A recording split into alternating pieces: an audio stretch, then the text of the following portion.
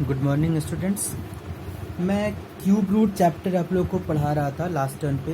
तो cube root में तो सारी चीज़ें हो गई हैं। मैंने बुक से टॉपिक्स चेक किए हैं। क्यूब रूट में कोई ऐसा टॉपिक नहीं है जो छूटा हो। हाँ, but square and square roots में कुछ टॉपिक्स छूटे हुए हैं, तो उन टॉपिक्स को ही मैं कवर कर रहा हूँ ताकि आपका पहले चैप्टर थर्ड और फोर्थ अच्छे से कंप्लीट हो जाए। तो स्क्वायर्स एंड स्क्वायर रूट्स में जो पहला एक्सरसाइज है, जिसमें आपको प्राइम फैक्टराइजेशन मेथड से स्क्वायर्स निकालने थे और बताना था कि कौन कौन से नंबर्स परफेक्ट स्क्वायर है और कौन कौन से नंबर्स परफेक्ट स्क्वायर नहीं है। उसमें ये भी था कि by what list number should be multiplied और by what list number should be divide, उसमें ये भी हो चुका था। और लार्जेस्ट नंबर ऑफ 2 डिजिट्स और लार्जेस्ट नंबर ऑफ 3 डिजिट्स भी हो चुका था। मीन्स फर्स्ट एक्सरसाइज में कोई ऐसा टॉपिक नहीं है जो आपका छोटा हो। तो मैं सेकंड एक्सरसाइज के प्रॉपर्टीज से ही स्टार्ट कर रहा हूँ और आप लोग इसी को पहले कर लेना, उसके बाद ही मैं कोई और न्यू चैप्टर स्टार्ट करूँगा। तो प्रॉपर्टीज है कुछ स्क्वायर्स की।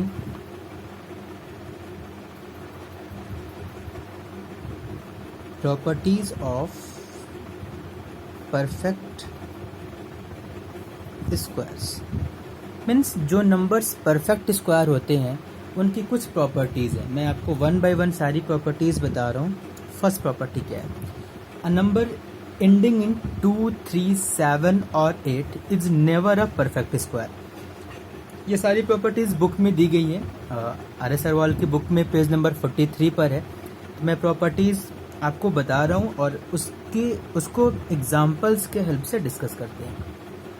A number ending in 2, 3, 7 और 8 is never a perfect square। इसका मतलब क्या हुआ कि ऐसे नंबर्स जैसे 132, 93, 347 कुछ भी और 248 इस तरह के नंबर्स, तो इन नंबर्स का यूनिट डिजिट 2, 3, 7 और 8 है। तो अगर किसी नंबर का यूनिट, ये नंबर कितने डिजिट्स का है डजंट मैटर, बट अगर उस नंबर का यूनिट डिजिट जो है वो 2, 3, 7 और 8 है, तो वो नंबर आपका परफेक्ट स्क्वायर नहीं होगा।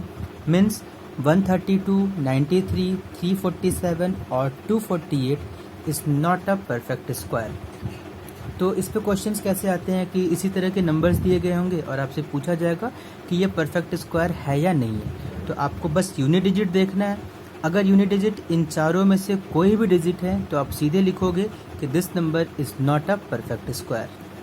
सेकेंड प्रॉपर्टी कि a number ending in an odd number of zeros is never a perfect square. Means कोई नंबर जो जीरोज से एंड हो रहा है वो किस तरीके से एंड हो रहा है। फॉर एग्जांपल मैं अगर लिखूं 160 या 4000, 9, 1, 2, 3, 4, 5 इस तरह के नंबर्स, जैसे आपको पता है 100 एक परफेक्ट स्क्वायर है। 100 एक परफेक्ट स्क्वायर है क्योंकि इसमें जो डिजिट्स हैं जो जीरोज हैं लास्ट में वो आपका इवन है। 1, 2 ये इवन है, बट इन नंबर्स में देखो इसमें एक ज़ीरो है, सिर्फ एक ज़ीरो है। इसमें 3 ज़ीरोज़ है, इसमें 1, 2, 3, 4, 5 ज़ीरोज़ है। मीन आपको करना क्या है कि अगर नंबर ज़ीरोज़ से एंड हो रहा हो तो आपको बस ये काउंट करना है कि वो जो ज़ीरोज़ है वो कितने हैं। अगर वो ज़ीरोज़ का नंबर ऑड है तो वो आपका परफेक्ट स्क्वायर नहीं होगा। मीन्स यहाँ पे अगर एक ज़ीरो है, 3 ज़ीरो है, 5 ज़ीरोज़ हैं, तो वो आपका परफेक्ट स्क्वायर नहीं होगा। तो ये क्लियर है। आपको इसी तरह के नंबर्स दिए जाएंगे और आपसे पूछा जाएगा कि ये परफेक्ट स्क्वायर है या नहीं है, तो बस आप ज़ीरोज़ काउंट कर लेना। ज़ीरोज़ को काउंट करने पे अगर वो ऑड है तो वो परफेक्ट स्क्वायर नहीं होगा। ठीक है। उसके बाद थर्ड प्रॉपर्टी, ये थर्ड प्रॉपर्टी की कोई ज़रूरत नहीं है, ये बुक में दिया हुआ है, आप इसको लीव कर सकते हो।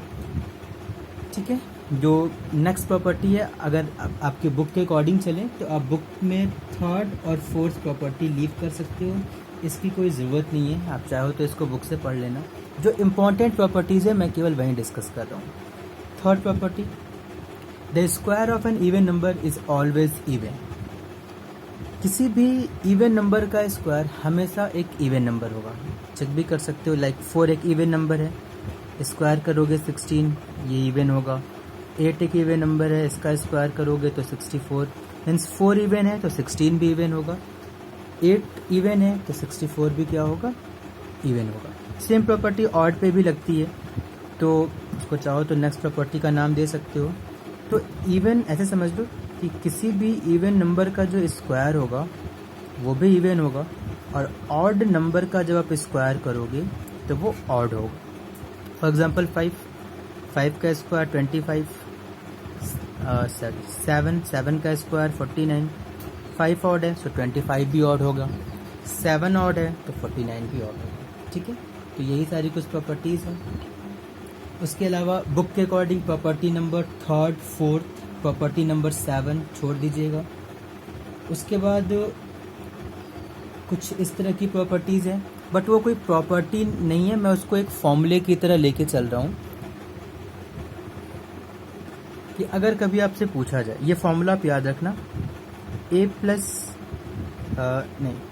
ए स्क्वायर माइनस बी स्क्वायर, ये क्या होता है। A square minus B square जो होता है ये होगा आपका ए प्लस बी और ए माइनस बी। ए और बी आपके नंबर्स हैं, तो बुक में इसी फॉर्मूले को एक प्रॉपर्टी की तरह यूज़ किया है, तो मैं फॉर्मूले को ही एक्सप्लेन कर रहा हूँ। फॉर एग्जांपल आपसे पूछा जाए कि 36 का स्क्वायर माइनस 35 का स्क्वायर कितना होगा, तो इस फॉर्मूले से जब आप इसको कंपेयर करोगे तो ए के प्लेस पे 36 है और बी के प्लेस पे 35 है। A square means 36 square minus B square means 35 square. तो ए प्लस बी और ए माइनस बी दे रहा है, तो 36 और 35 जब आप यहाँ पे ए प्लस बी मीन्स 36 प्लस 35। ठीक है, तो जब आप इसको 36 प्लस 35 लिखोगे और दूसरे ब्रैकेट में 36 माइनस 35, तो इसका एडिशन ये 71, ये 1 मीन्स ओवरऑल कितना होगा 70। तो इसको आप एज अ प्रॉपर्टी मत लेके चलो, इसको एज अ फॉर्मूला ही याद रखो, और इस तरह के क्वेश्चन जहाँ भी आएंगे स्क्वायर के फॉर्म में, उसमें ये फॉर्मूला यूज़ करके आप इसको सॉल्व कर लो। ठीक है, तो ये 5 प्रॉपर्टीज़ हैं। जितनी प्रॉपर्टीज़ मैं आपको बता रहा हूँ बस इतनी ही प्रॉपर्टीज़ आपको कॉपी में लिखनी है और उसको प्रिपेयर करनी है। जो जो प्रॉपर्टीज़ मैं कट करा रहा हूँ उसको आप बुक से ही पढ़ के छोड़ सकते हैं। ठीक है, next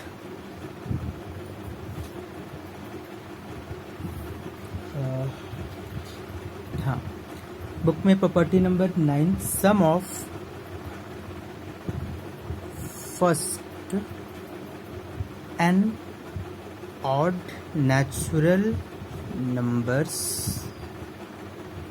is equal to n square. इसकी मीनिंग क्या हुई कि एन ऑड नेचुरल नंबर्स का सम जो होगा वो एन स्क्वायर के इक्वल होगा। इसको ऐसे समझो, 1 + 3 + 5 + 7 + 9, इनका सम निकालना है। तो इनको सम करने के लिए इसको ऐड करने की ज़रूरत नहीं है, इसमें बस आप ये काउंट करो कि n की value, n means number of terms, 1 2 3 4 5, n की वैल्यू 5 है। इट मीन्स इन सब का जो सम होगा वो n स्क्वायर होगा, दैट इज 25। ठीक है, बट ये याद रखना है इसमें सम ऑफ फर्स्ट n मीन्स ये नहीं कि ये कहीं से स्टार्ट हो, लाइक 7 + 9 + 11 + 13 + 15। अगर इसका सम पूछा जाए तो इसमें आप ये प्रॉपर्टी यूज नहीं कर सकते, ये वहीं यूज होगा जो एकदम स्टार्टिंग से हो, मीन्स फर्स्ट से स्टार्ट हो। अब एक और एग्जांपल समझा लेते हैं। अगर ऐसे पूछा जाए कि 1 3 5 7 9 11 13 15 17 19, इसका सम कितना हो, तो इसको ऐड नहीं करना है। ये अगर 1 से स्टार्ट है तो बस आप इसको काउंट करो, 1 2 3 4 5 6 7 8 9 10, तो 10 का स्क्वायर कितना होगा 100। यही आपका आंसर है। तो n ऑड नेचुरल नंबर्स जो स्टार्टिंग से हो उनका सम निकालने के लिए उसके काउंट करते हैं और उसी का स्क्वायर करते हैं, तो ये याद रहेगा। तो ये 6 प्रॉपर्टीज़ है, बुक में ये प्रॉपर्टी नंबर 9 है। उसके बाद एक और प्रॉपर्टी है पाइथागोरियन ट्रिपलेट। पाइथागोरियन ट्रिपलेट क्या होता है खुद समझ लो। इसको पाइथागोरियन ट्रिपलेट आई थिंक ये आप लोग छोटे क्लासेस में पढ़े होंगे। पाइथागोरियन ट्रिपलेट, जैसे मैं एग्जांपल समझाता हूँ, आप कुछ नंबर्स ले लो लाइक 3, 4, 5। इनको पाइथागोरियन ट्रिपलेट क्यों कहा जाता है?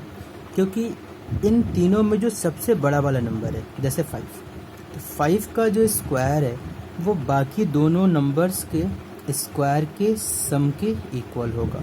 मीन्स 25, 9 + 16 ये भी 25 है, ये भी 25 है। ठीक है, ये रिजल्ट आया कहाँ से? ये आया, मैंने एक नंबर का सेट लिया 3, 4, 5। इसमें जो सबसे बड़ा वाला नंबर था, इसको जब आपने स्क्वायर किया तो ये बाकी दोनों नंबर्स के स्क्वायर के सम के इक्वल है। तो 5 का स्क्वायर 25, 3 का स्क्वायर 9, 4 का स्क्वायर 16, ये भी 25 है। तो ऐसे सेट जब इस तरीके का रिजल्ट देते हैं तो इन्हीं नंबर्स को कहा जाता है पाइथागोरियन ट्रिपलेट। ठीक है, अब पाइथागोरियन ट्रिपलेट हम निकालते कैसे हैं, या ऐसे समझ लो कि आपको पूछा जाए कि ये पाइथागोरियन ट्रिपलेट है या नहीं है, तो उसके लिए एक छोटा सा फॉर्मूला है कि अगर m की वैल्यू 1 से ग्रेटर हो, if m is greater than 1, m आपका नेचुरल नंबर है, तो फॉर एवरी नेचुरल नंबर अगर m आपका 1 से ग्रेटर है तो ये जो बनता है 2m, m² - 1, m² + 1, यही आपका पाइथागोरियन ट्रिपलेट बनाएगा। 2m, m² - 1, m² + 1, ये आपका पाइथागोरियन ट्रिपलेट बनाता है। फॉर एग्जांपल अगर हम ले लेट m = 4, तो अगर हम m4 लें तो 2m कितना होगा? 2 × 4 दैट इज़ 8। अगर हम m4 लें तो 2m क्या होगा? 8। m² - 1 कितना होगा? 4 का स्क्वायर -1 दैट इज 16 - 1 मीन्स 15। और अगर हम m² + 1 निकालें तो 4 का स्क्वायर +1, 16 + 1 दैट इज 17। तो m अगर आपका एक नेचुरल नंबर है और जिसकी वैल्यू 1 से ग्रेटर है, तो ये तीनों नंबर्स मिलके ही पाइथागोरियन ट्रिपलेट बनाते हैं। ट्रिपलेट क्यों? क्योंकि ये 3 नंबर का सेट होता है। तो अगर हमने m को 4 लिया तो 2m 8 आ गया, m² - 1 15 आ गया, और m² + 1 क्या है? 17 है। इट मीन्स 8, 15 और 17 मिलकर पाइथागोरियन ट्रिपलेट बनाते हैं। आप इसको फाइंड आउट कैसे करोगे?